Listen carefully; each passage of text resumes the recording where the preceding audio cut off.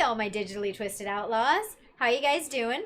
I know it's been a minute since I've been here, but I'm back and I have some fresh Vampirella for you today. For today's video, I'm going to be talking about the new series. Well, it's not really new. It's been out for a few months and it actually just wrapped up with the fifth issue in October. So it's been going on for a few months now, but we are talking about Vampirella versus Purgatori.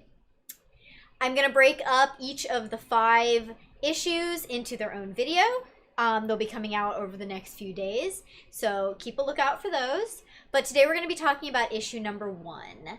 So here we have Vampirella and Purgatori on the cover, looking oh so sexy as ever. I kind of in a way wish that they had kept this animation style throughout the whole comic. They didn't, but that would have been very interesting had they. It's it's interesting though, because like looking at their faces, it's like here's Vampirella when she's 12. It's a very anime cutesy chibi type style, but I like it. It's super sexy. Love Purgatori's outfit. I don't really know anything about Purgatori, but we're going to be introduced to her in here, so let's get started.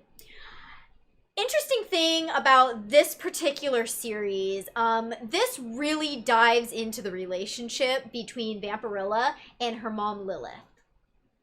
In the Dynamite universe, Lilith is Vampirella's mother.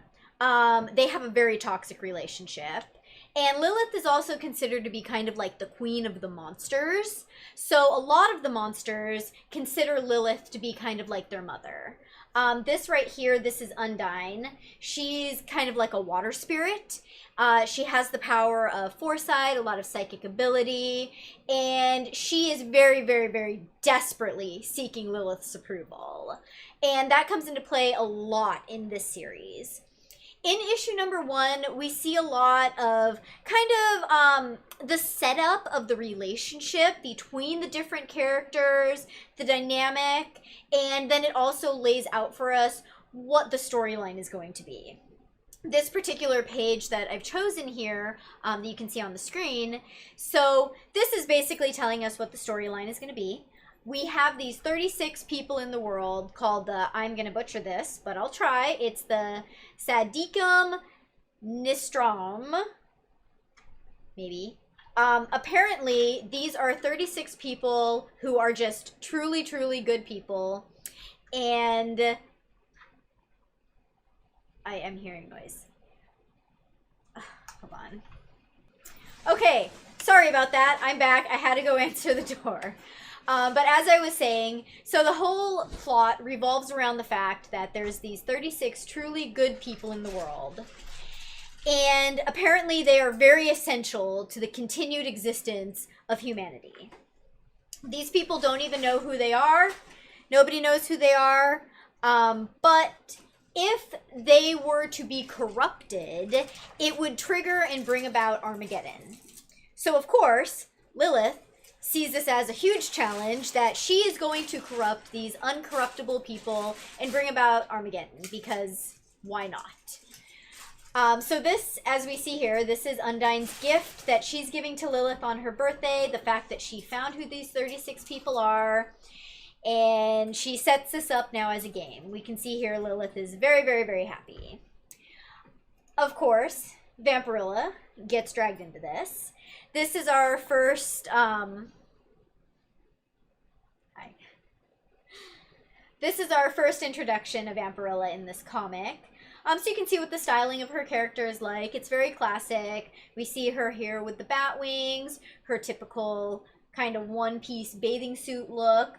It's a very classic Vampirella. I like the drawings in here. I think she looks super sexy. I think it's a good rendition of her in here.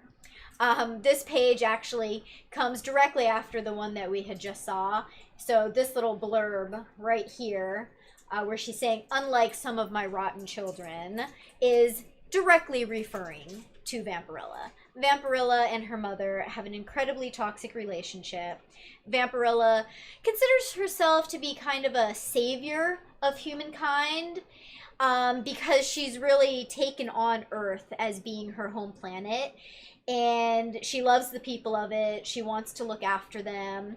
And because of that, she goes around, and although she has to feed on human blood, she specifically tries to seek out people that are very evil, that are doing a lot of wrong, kind of the monsters of the world.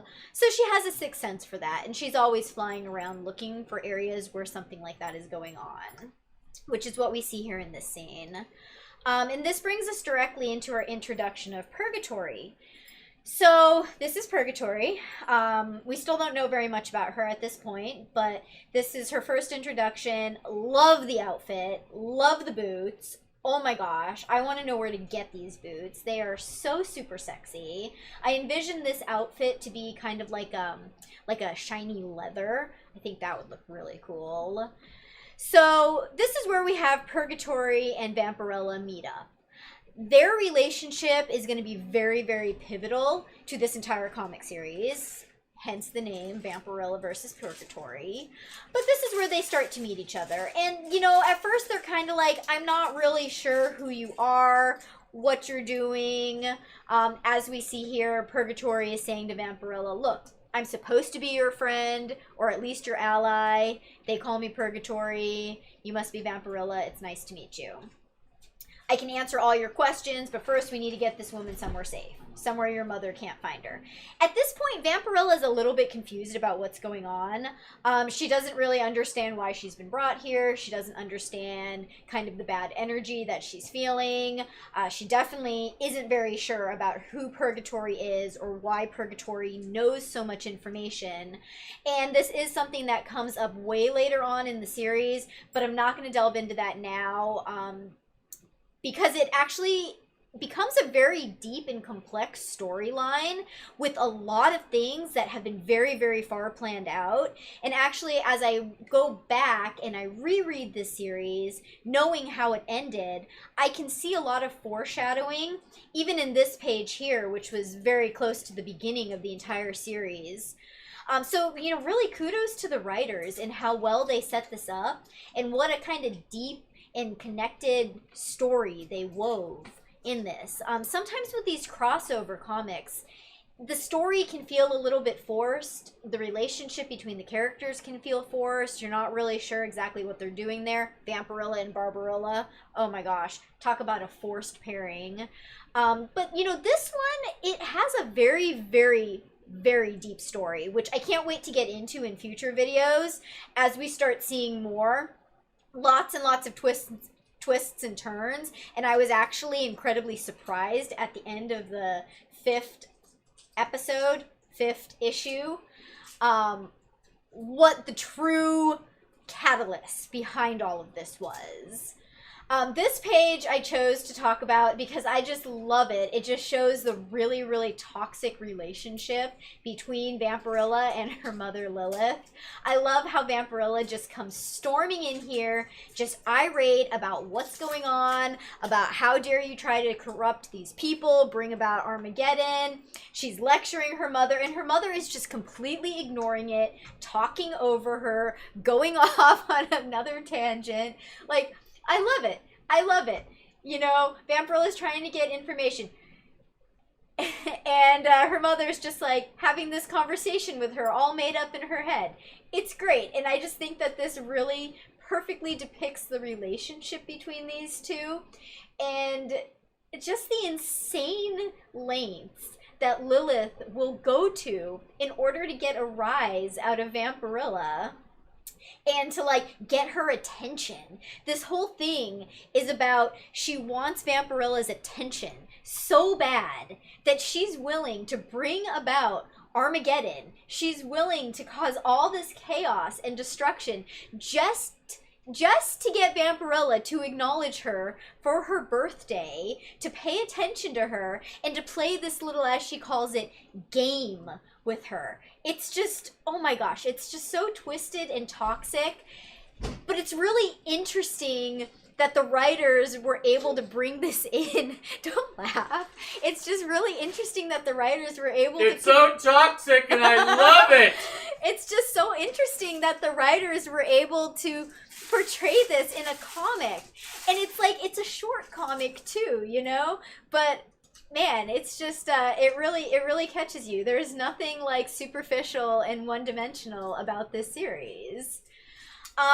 You know, we also start to see towards the very end of it, Purgatory might not be the friend and ally that she claims to be.